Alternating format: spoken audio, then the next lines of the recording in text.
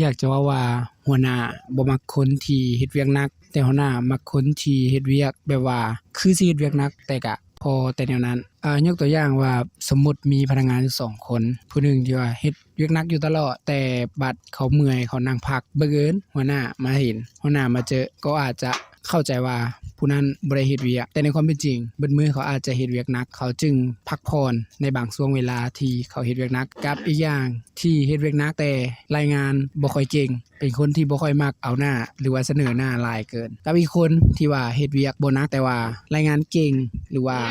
มักเฮ็ดช่วงเวลาที่หัวหน้ามาเห็นจะเฮ็ดคือเฮ็ดเวียกแต่หลังจากนั้นคือชิลๆธรรมดาแล้วถ้าเป็นเจ้าคิดว่าหัวหน้าจะมักคนใดมักคนที่เฮ็ดเวียกหนักหมดมื้อแล้วไม่เห็นบางช่วงเวลาที่เขาเจ้า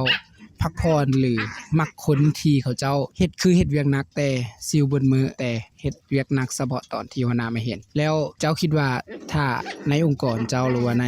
บ่อนเจ้าเฮ็ดเวียก2คนนี้เจ้าคิดว่าหัวหน้าสิมักไผลองคอมเมนต์กันมาเบิ่งแล้วค่อยสิมาอ่านทุกคอมเมนต์เพราะว่าข้อยมักอ่านคอมเมนต์